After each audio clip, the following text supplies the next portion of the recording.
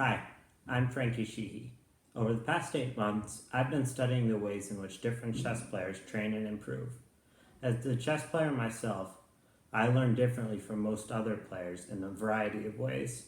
I only started playing when I reached high school, and I'm part of the new online generation of chess players. In previous ages, chess play and learning were kept separate and done by analog means that were difficult to communicate. The development of the internet has revolutionized the way I and thousands of players like me learn chess. I decided to study how different methods of learning chess opening theory, middle games, tactics, and endgames leads to different success levels as a way to give back to this game and help chess players understand the game themselves. My research question was, how do different methods of training at chess lead to different levels of improvement among intermediate and advanced players? I used a mix of survey and content analysis as my research method. I researched 6 different training methods in my project. The first one is over the board tournament play. This is defined as simply playing in real official tournaments over a physical board against another player as a way of trying to improve through practice. Uh, the classical thought is that playing more tournaments will give a player enough experience and practice to improve. This has been backed by leading psychologist Neil Sharnas, who found a connection between playing tournaments and the general acquisition of ability in chess. However, his group also concluded that other methods of deliberate practice were generally more productive and efficient. The next training method is the study of opening theory. This specifically refers to attempting to memorize or practice the first moves in the game, called the opening, in order to gain a better position out of the start of the game. The merits of studying this have been very controversial in the chess community for quite some time. While some argue that studying opening theory allows players to play a position later in the game that is more familiar to them, most coaches only recommend that players spend 10% of their time that they can for studying on openings. It's tied to memorization, making it a daunting task for many inexperienced players, as written by Shigorodsky. The next method of chess training is tactical training.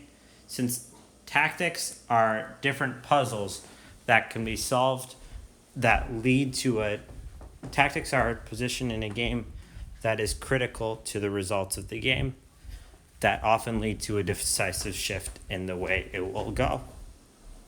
Since tactics are by definition critical to the results of the game, they're generally considered important to study, and there's little doubt that tactical knowledge improves a chess player's ability. The late Mark Dvoretsky wrote that with purposeful training, you can significantly develop your ability in the field of tactics. With that said, there has been debate over whether studying tactics through books or online is preferable. The next training method we will dive into is endgame study. Endgame study is specific research and training on how to play the later stages of the game, when one side is usually pressing for a win while the other side is attempting to save a draw. Since endgames are at the end of the game and fundamental solid endgame understanding often decides close games, they're generally thought to be important to study. The most prominent advocate of endgame study is Mark Dvoretsky, whose several hundred-page book is considered essential reading for top chess players. The next one we will analyze is master game study. This refers to looking into and reading through the top games played by top players in the world as an attempt to learn from how they play in order to improve your own game. This is one of the most popular methods of deliberate practice. A 2005 study by Neil Sharnas found that master game study improves a chess player's ability more efficiently than over the board tournament play. Among the books that have been created to help chess players read master games is that of former world champion Mikhail Botvinnik, who wrote that studying master players in his day was the main way he improved. However, this old way of studying games has been transformed with the development of the internet. The way the internet has affected this training method is critical to my study. The final method we will look at is playing of online blitz and bullet chess. This is defined as playing very short games of chess over the internet that are usually over in under 15 minutes. There are very few topics debated in the chess community more heavily than whether playing online blitz is helpful or counterproductive towards a player's ability. The general consensus, however, is that blitz chess can help a player in some aspects of the game but hurt them in other aspects. This opinion has been echoed by former United States world champion Jennifer Shahade. Now that we have looked at each of the training methods, let's dive in to the methods I used to study them. My research method consisted of a survey that was accessible on chess.com along with a content analysis. Questions in the survey, of which there were 13, asked about training habits of the players. There were 56 total participants, 29 of whom met the eligibility requirements, notably having a rating that qualified them as an intermediate or expert player. FIDE, which is the International Chess Federation, national ratings and online ratings were collected for all eligible participants, and their rating change data over 12 months was analyzed against their self-reported training methods.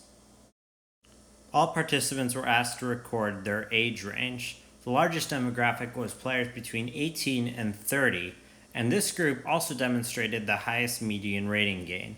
It is clear from the data that older players generally gained fewer rating points in the last year, while younger players gained more. It is also worth noting that while chess is thought to be popular among kids, only 3 of the qualified participants were under the age of 18. Participants were asked to indicate the number of over-the-board official tournaments they played in the last year. This data was plotted against their rating change, with 2 outliers for the number of tournaments played excluded.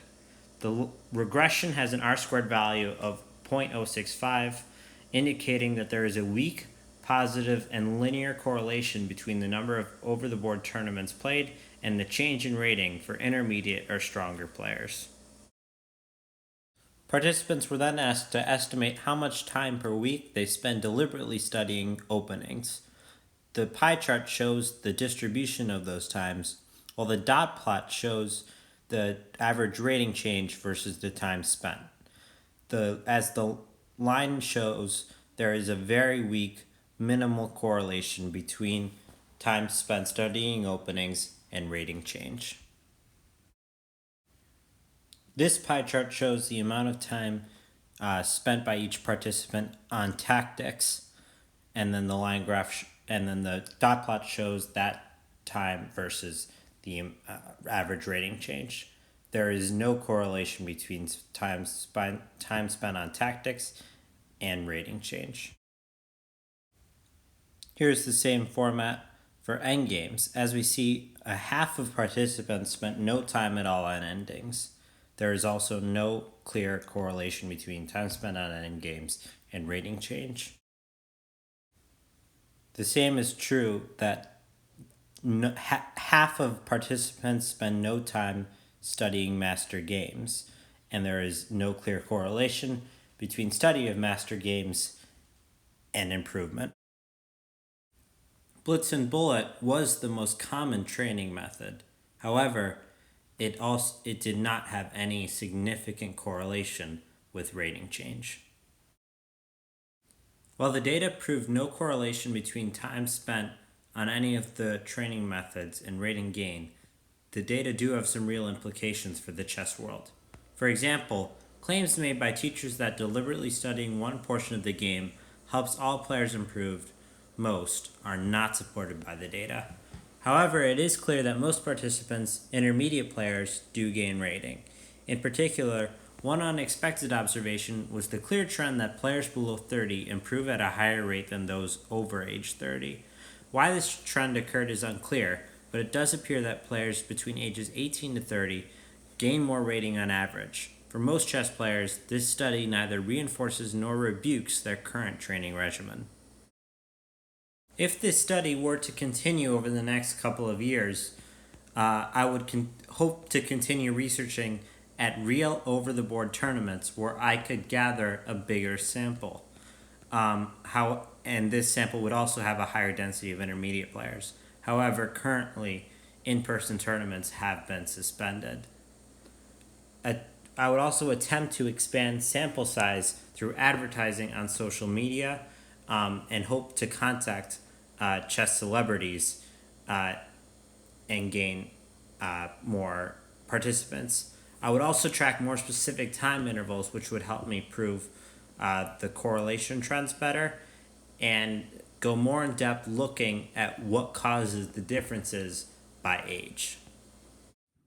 Chess improvement is a complicated topic for which there is no panacea. Coaches will continue to recommend various training regimens to their different students, and the online influence of chess will continue to grow, especially during this time when traditional in-person games and tournaments are not possible. For now, I hope you've enjoyed this presentation and learned a good amount about the vast amounts of different training and study that go into the Royal Game. Bye for now.